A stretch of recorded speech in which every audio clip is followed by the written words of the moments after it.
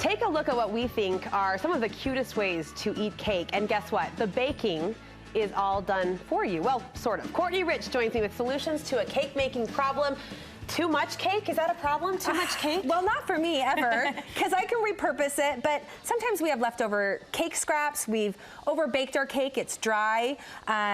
Sometimes it sinks in the middle and we're thinking, we don't want to stack this cake with unevenness. Right. Don't throw the cake scraps away. That's gold. Save them. That's baking gold. Gold. Don't ever throw the extra away. So I've come up with a few ways that are really just fun. You can theme them, like with the 4th of July coming up, with 4th of July sprinkles and frosting, or for birthday parties, and the kids have fun doing this too. And you don't feel like you're eating scraps or leftovers. No. These are darling, delicious ideas. Brand new treats. So the first one is cake in a cone. Just taking store-bought ice cream cones. I put a little ganache in the bottom. You know when you get the like frozen ice cream cones and they have a little treat at the bottom? Yeah. So it's a little bit like that. That's clever. And then we have mixed, so we have our cake scraps, but I mix it with a little bit of frosting.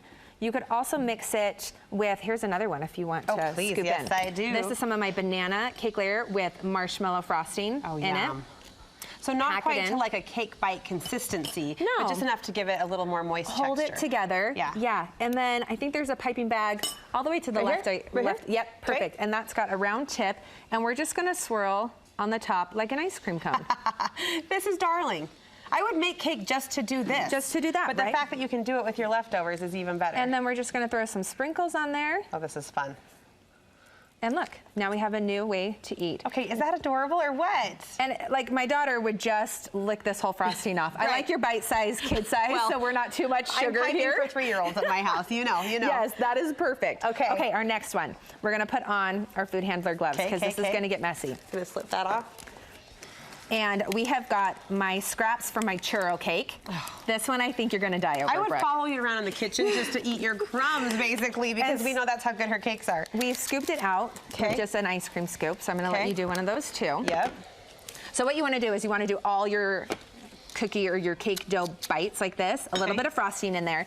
Then, instead of dipping the whole thing in our ganache, I'm gonna spread the ganache on my hands. We're playing with our food. This is the most fun. My kids loved this. And then we roll the cake bite in there. So it doesn't get too much of the coating. If we just stick it in there, it's gonna be all coating and no cake. And then toasted graham crackers with a little cinnamon sugar as a topping to get a little crunch. I like some texture. Oh my gosh. And look at that. We're gonna freeze them, refrigerate them, and you've got a little cake bite. This is one thing I think this demonstrates a factor of your baking style, your cake style that I love. You keep the cake the star. The cake is the focus. Yeah. Yeah? Yeah, this is a really fun, we were just eating these up. That's why there's not very many left over there. I couldn't keep them in the kitchen very long. Okay, so the next one is cake in a jar. So this was like my original I started doing when I had cake scraps, because I was like, what am I gonna do with all this? And they come so cute. Look at this. You can freeze it because we're in the mason jar. It's nice and sealed. You have cake, the frosting, if there's filling, just use up whatever's left over.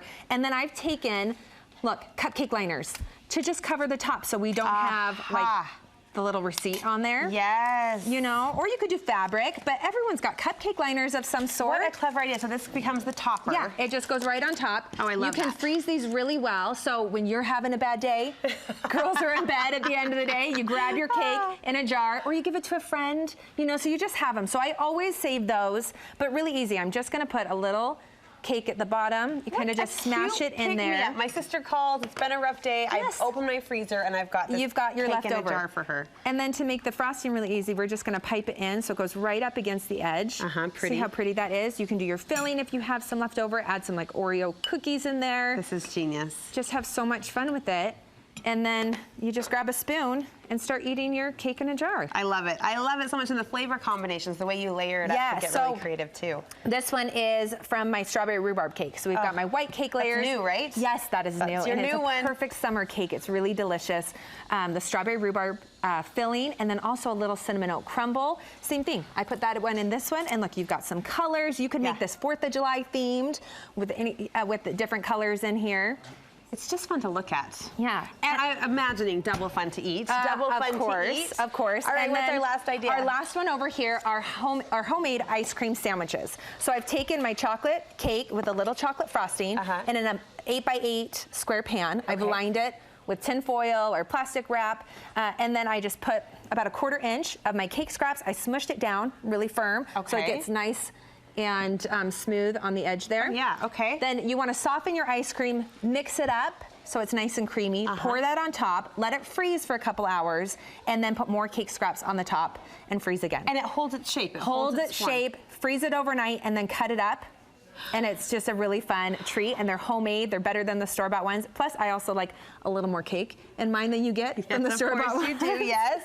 So, and there we have it. We've got 4 ways to reuse your cake scraps. I hereby decree you the queen of cakes, and now cake scraps. This is fantastic. Thank you. We're celebrating the strawberry rhubarb cake because that's one of your new That is creations. my new one. Yep. What that's else on the blog? Coming up on your blog? Oh, we've got, my newest one is a banana Nutella s'mores cake, which will be coming up on the blog very soon. Just kill us now. Banana Nutella s'mores? Yes. A friend sent me a picture of her s'mores with banana and Nutella, marshmallow, and the graham cracker, and she said, Court, this is a cake. And, I whipped it up the next day. You probably look at all flavors and think, this could be a cake. Yes. Good flavor. That is how I think. I look at other desserts and how can this be a cake? All right, what's your website, friend? Cakebycourtney.com. One of our favorites. Be sure and bookmark it. Thank you. This was great. We will link you over to her website from ours, studio5.ksl.com. All of those food and baking links are available on the recipe tab there, right at your fingertips, and a great time to dial it up with summer and barbecue season. Thousands of recipes from over the years that you can have at your use.